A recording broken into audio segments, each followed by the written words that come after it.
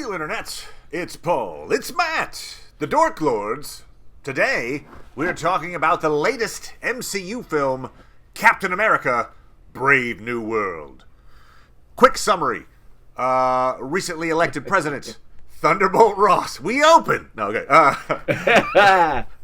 Recently elected president, Thunderbolt Ross, wants Sam Wilson to reform the Avengers. And he's attempting to deal with the race to mine the newly discovered adamantium from Celestial Island. Our villain is a callback to the Incredible Hulk, Samuel Stearns, who uses mind control to cause havoc with Ross, and by extension, Sam, leading to a big fight between Red Hulk Ross and Sam in Washington, D.C. All that said, Paul. Yes? What'd you think of Captain America, Brave New World? I had complex feelings. Okay. I enjoyed myself at the movie. Okay. And did feel at a number of times like, well, it's just nice to see a Marvel movie. Yes. I do think it could have been better. I think it could have been, and I would say it's, of the 4 Captain America movies, it's the least good. I agree, yes. But, I think it came down to, and the reason why I think it's going to be ultimately okay, I mean, the first weekend is good, box office-wise. Yeah. And I think it's possible, I think it's more than likely it's going to drop off. Obviously, it always does. And so that and the word of mouth, the reviews aren't great. The reviews are not terrible, but they're pretty mediocre. Yeah. Right. So this next weekend is really going to be the test of how many people were just hardwired to want to see it. Yep. As soon as possible, and the people who would have been interested to see it are really just waiting to see it on Disney Plus. So I would rather them do well than not. Because the problems I had with it, it makes me wonder if they really have righted the ship and know what they're doing. I mean, obviously they lucked out with Deadpool. Certainly this is better than the Elementals or whatever. What was that called again? The Eternals? Yes, the Eternals. It's better than the Pixar movie. No. It's better than the Eternals. It is certainly not the worst MCU movie and I think of all time. And I think it's better than Falcon and the Winter Soldier as well. I agree. It's interesting. It has a little bit of a parallel to that in that there were some scenes in here when we'll talk about things we liked, things we didn't like. But one of the things that was notable about this is you could tell there were reshoots. There's been rumors about reshoots sure. and all that. And there was some like, hey, look, it's one guy against a green screen. Okay, they obviously put that in. And the last time I kind of remember that being notable to me was actually in Falcon and the Winter Soldier, the show, because they had this. The rumor is that, hey, they had to do major last second changes to that series, that season, because they had the plot line was about a pandemic, and then damn it, a pandemic hit the world, and they're like, this really doesn't come off well anymore. So they had to last second just kind of, hey, a guy in blue green screen, say some lines. Okay, see, it's not a pandemic. So there was a little bit of that here too. It was just interesting that was another part of this franchise that involved the Falcon and the Winter Soldier. We have Bucky in this one as well. That had that similar issue, I think, with a lot of potential reshoots. Anyway. So, I thought it was fine. I had a good time with the movie. In some ways, it's like Chinese food or something where you're hungry an hour later. So, okay, what was a scene in particular, let's say, or something that you liked about it? You're like, hey, this keeps it from being a bad movie. I liked this part of it. What was the thing you liked? Well, I mean, one thing I think they wanted to prioritize. I mean, Anthony Mackie's a charming guy. Yep. So, they wanted us to feel good hanging out with Anthony Mackie, Sam Wilson, and it did feel good. It's like he's getting along well with Joaquin Torres, Denny Ramirez. They got good chemistry there.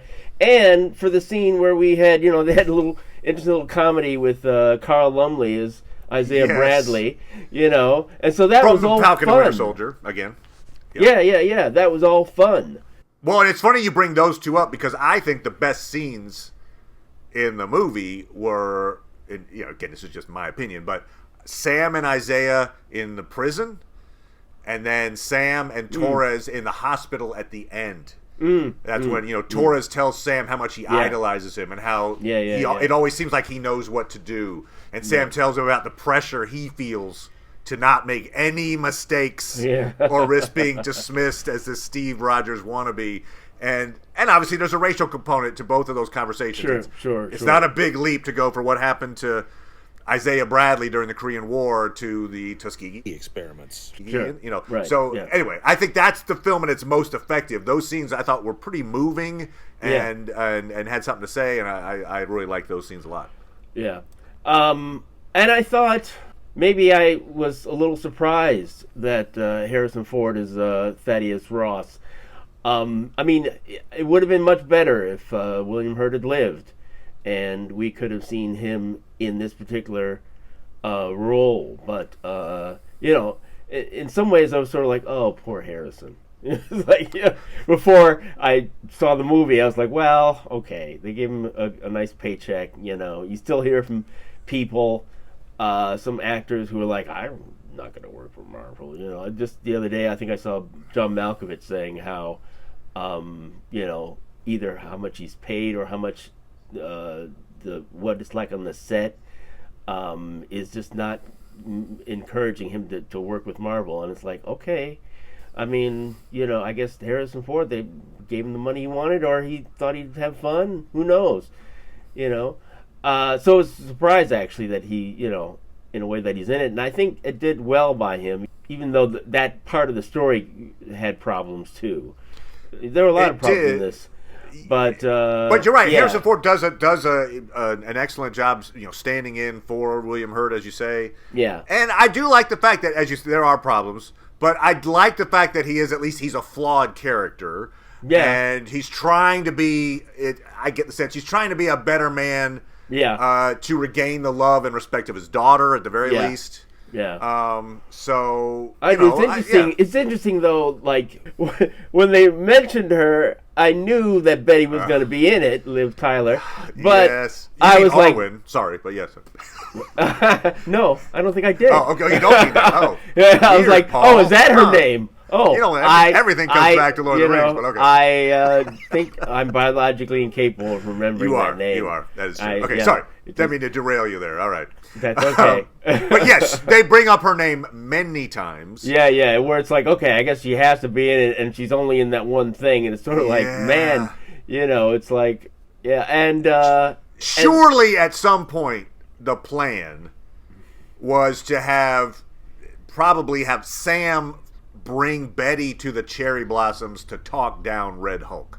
Like, they mentioned multiple times, it was like, oh, I used to walk to see the Cherry Blossoms with my daughter, and now I get... And it even calls on the phone, and they have she's not on screen, but you hear her talk, and they're like, I'd like that. I'd like to walk one of the Cherry Blossoms with you again. And then the big fight's happening at the Cherry Blossoms, and she's not there, and then they wait till this, it's like, it's a bit anticlimactic. So I feel like that was a thing, maybe, and then it wasn't a thing, but... Maybe, either that or that's part of the reshoots, where it's like, hey, we've found a way to get her, but we can really do this. Right. She can stand in the jail and it's like talk to you behind the bars. And even Bucky, which I think maybe worked better than Liv Tyler, but just having him in there a little bit was nice. But it was clearly a designed to be that way. When if they had constructed it from the very beginning to have him in it. Right. I got your point. Yeah, it would have been nice to have this level of attention and production value in Falcon and the Winter Soldier.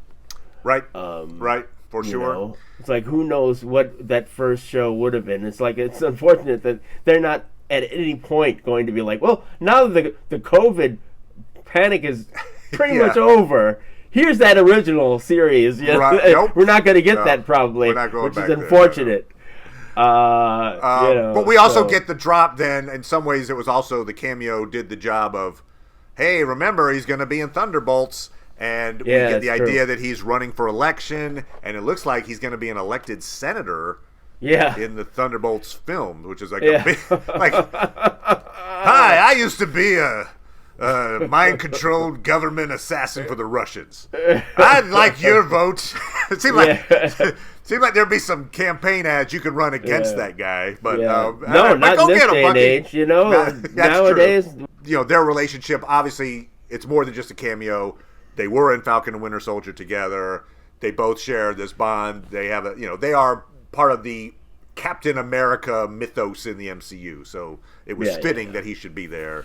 So good on them for that. It's a perfectly fine movie. Its importance can be debated. Because other than terrible things are coming. Adamantium. Oh, right. This is the So the mid-credit scene was Sam talking to Samuel Stearns. Sam talking to Sam. Wait, what? A mirror of himself. Talking to Samuel Stearns in the raft, and Samuel Stearns basically says, "Hey, you watch out. My probabilities tell me that the X-Men are coming." Or whatever, watch out, because Doctor Doom, Doomsday. That was kind of the gist of that. Which is certainly Adamantium, is going to feed into that, and Wolverine, and, So a lot of the film revolves around this treaty. Hey, Ross is trying to mine the adamantium off of Tiamat, the Celestial. Actually, I'm not...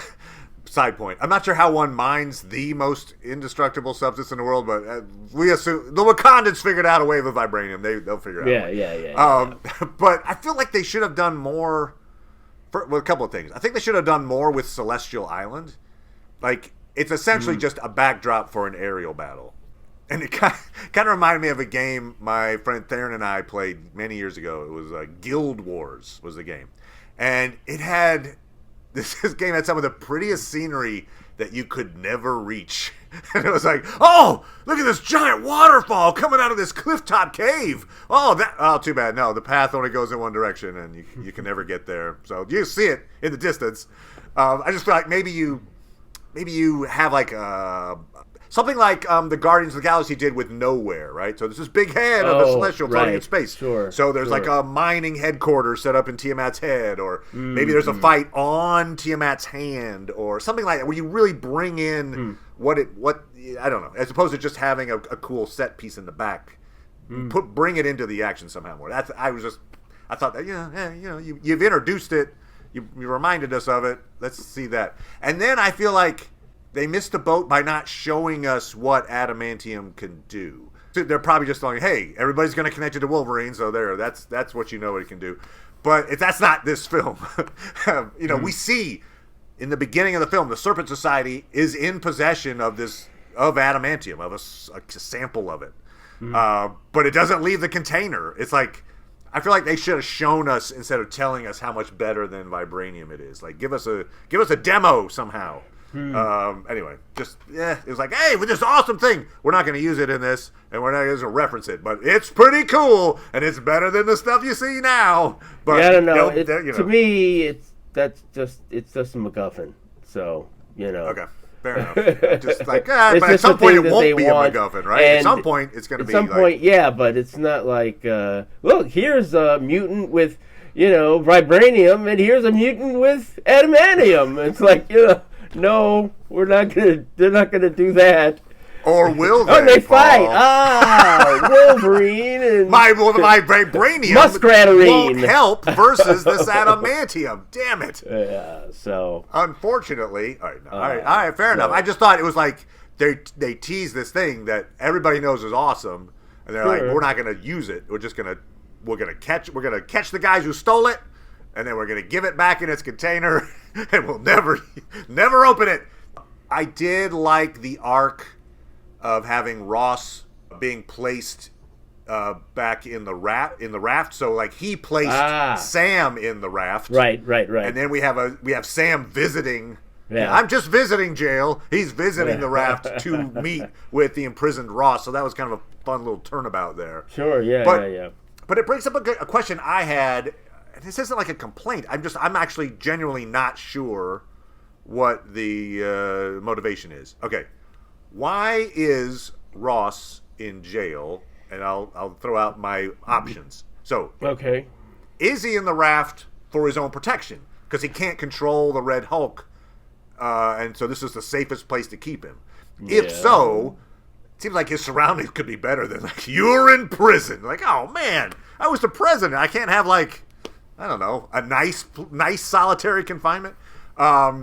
Is he there because he destroyed the White House and threatened a bunch of D.C.? And if that would hardly seem fair if that's true, because he didn't know he was being poisoned with gamma radiation. It wasn't his fault, per se, that he turned into the Red Hulk. So it wasn't by his volition. Or is he in jail for his reckless dealings with Samuel Stearns, like illegally and secretively exploiting Stearns for political gain and, you know, threatening the country in the process? I assume, it's sort of like you could argue that maybe they don't have the capability of managing a prisoner like that anywhere else. Okay. And, it's like whatever he did to him was bad enough to have him do this. Did to the leader is bad enough for him to do this. If Ross hadn't treated Samuel Stearns poorly, then he wouldn't have been in that position, is what you're saying. Yeah, maybe. I think that's true. I think the implication was Stearns was promised freedom if he helped Ross, and then Ross was like, well, you know what? If I let you go, you probably won't make my medicine anymore, so you must stay in jail. And there were certainly things that happened as a result of that you could argue that President Ross was responsible for. Yes. So I just didn't know if it was like his own protection thing, or if it's because you. It might be a acts. Combination of that. I mean, yeah. Okay. Or just hey, this is the way to phase out the character. In the trailers, multiple trailers, I believe, there was a pretty there was a funeral scene, and there was a funeral scene with an American flag on a coffin and a 21 gun salute. And I believe we had set photos of Liv Tyler, Betty Ross, at the funeral. So I think it appears that the original script, all the way through the trailers, was going to have Thunderbolt Ross die. Wow. I think maybe that final fight, either who knows how he died, but he essentially dies. And so that would have, I think that was probably what was the original plan, and then they decided, you know what, let's put him in jail instead. So anyway, that's just, I don't know what context that would that have been better, would that have been worse, I don't know. But sure. It does seem like late in the game they still had these trailers showing Sam, looking somberly at this funeral. And like, oh, okay. A lot of callbacks to the first Incredible Hulk, sure. Obviously because Ross was a big part of it, and so was his daughter, and so was Samuel Stearns. Yeah. And so we get the return of Mr. Blue. He was the biologist who helped Bruce, but then got contaminated by his blood back in Incredible Hulk, and then we never saw him again till now. I was texting you from the theater after it was over. And so this is my biggest glaring issue with this film. To me, is it has the most boring villain that I can think of for an MCU. You're saying he's more boring than Baron Zemo, who's only a mask, and you only got the mask in Falcon and the Winter Soldier. I like Baron Zemo. I'm a big fan of Zemo. I like him, but in terms of initially I thought you were talking about performance. And I am talking about performance. I think more so because when we were talking, you were talking about, hey, he's got these, he's gamma radiated, so maybe he's dumb, and then he no, and then he gets smart. Yeah. I was just thinking that had nothing to do with my feelings on this film. I was just thinking because I don't know him from the comics, right? So I'm not a big, I don't know the leader from the comics. But it occurred to me that it might be fun to have a situation where, much like the Hulk turns into the Hulk when his blood pressure goes up and he gets angry, whatever, you have a similar thing for the guy gets really smart when something happens physiologically. So, I threw out the idea that maybe every time he gets depressed, he gets brilliant. But no, that has nothing to do with my opinion about this performance. It's the performance. It's Tim Blake Nelson's performance. I think he was going for an I'm so smart I think and talk like a robot, kind of like a lore from Star Trek maybe, but the line delivery is so dry. Until he gets tackled at the end and he's like, "You're gonna die." He's just, right.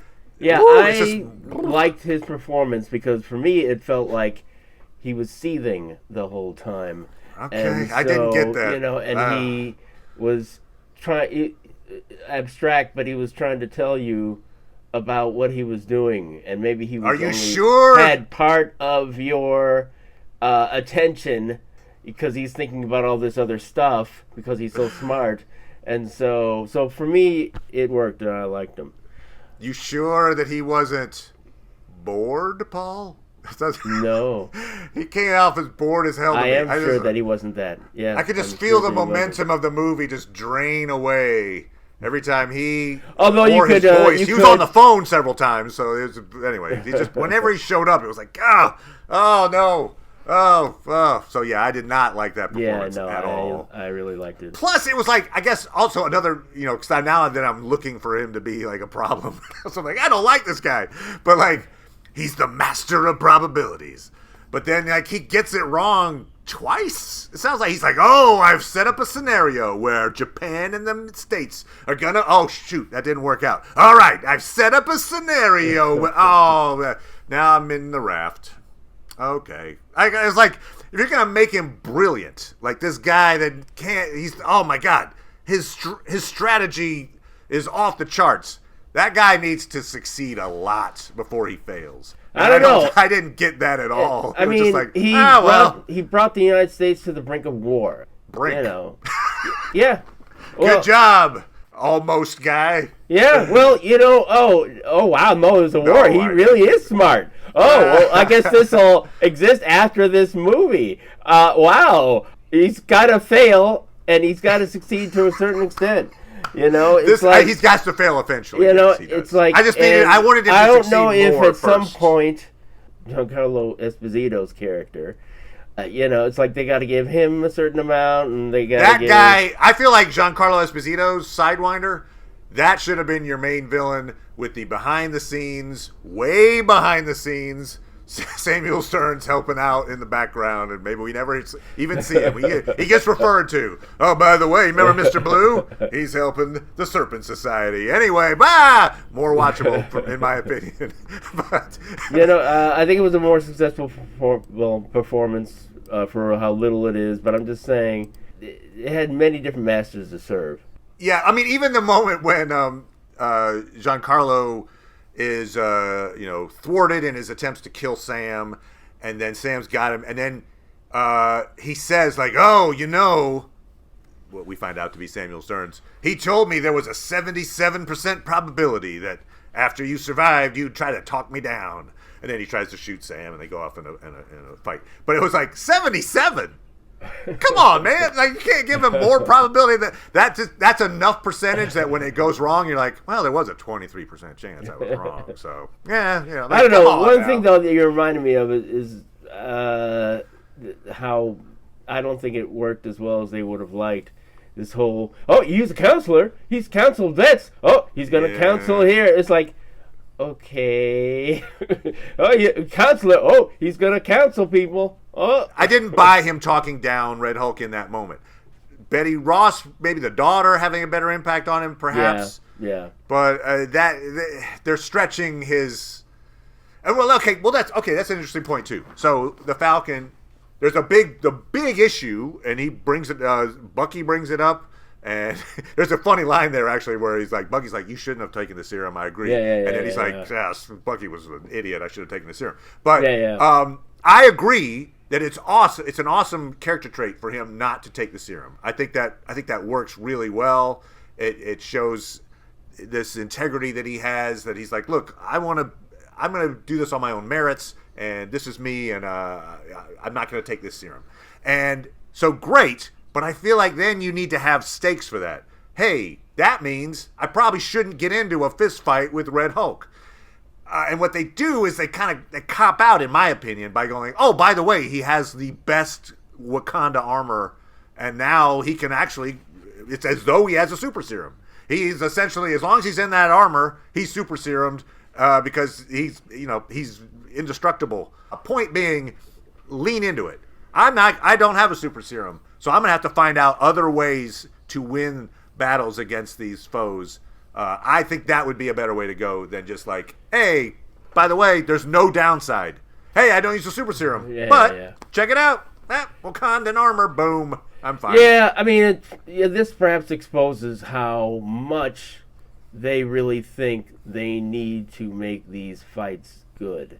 Agreed. Like they gotta have punchy punch. Somebody has to be punchy punch, and it has to look cool. Because I feel like a lot of times, like, we're gonna in the one scene or one of the shots from the upcoming movie, Thunderbolts, when Bucky is able to deflect a car with his arm, and I'm like, I know that he's a super soldier, but that seems like it's really strong. You're saying that's a little off the charts on his... right, and so, I feel like there's a tendency, like, even when it comes down to James Bond, it's where it's like, I'm going to be able to do whatever is necessary for me to do in this scene.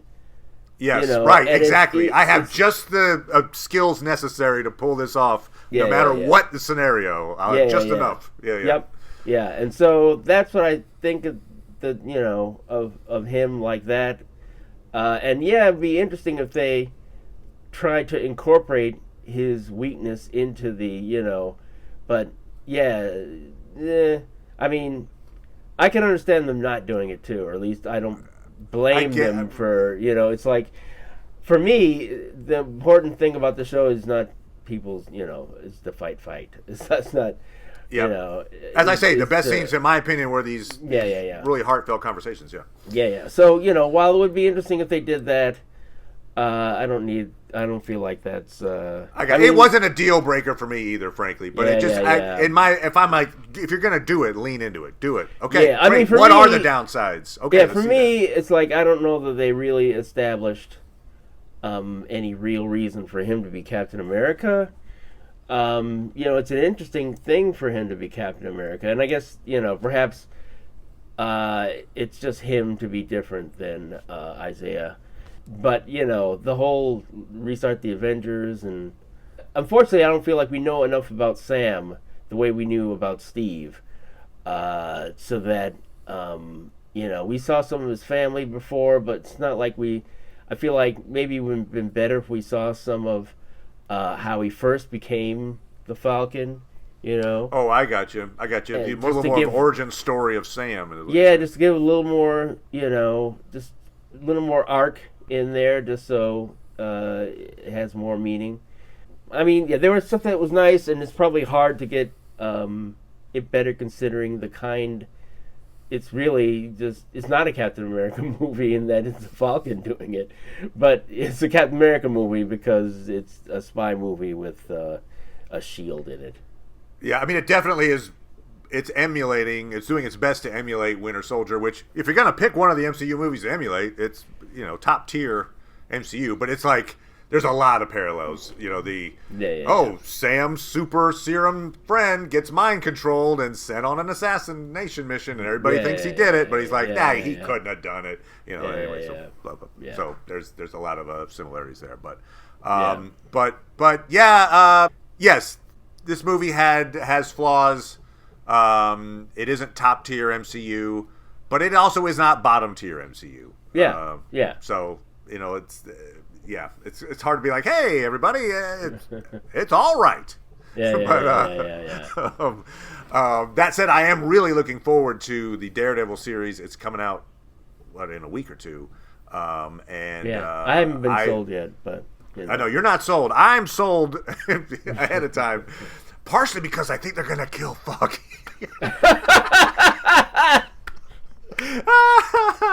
For those who don't know, if you go back and watch our old recaps of the Netflix Daredevil series, I hated the character of Foggy. And there's a rumor, I have no idea if it's true or not. It might be like Thunderbolt Ross.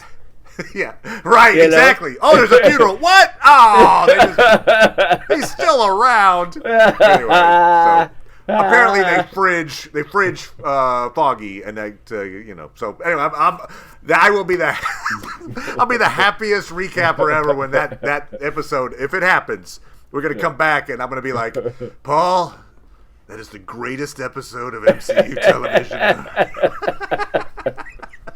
Well, we'll be back. We're going to be talking, continuing to talk about the amazing series Severance. And, of course, when Daredevil Born Again comes out, we'll be talking about that as well. So, thank you as always, Paul. Appreciate it, good sir. No problem. And we'll talk to everybody next time. Bye!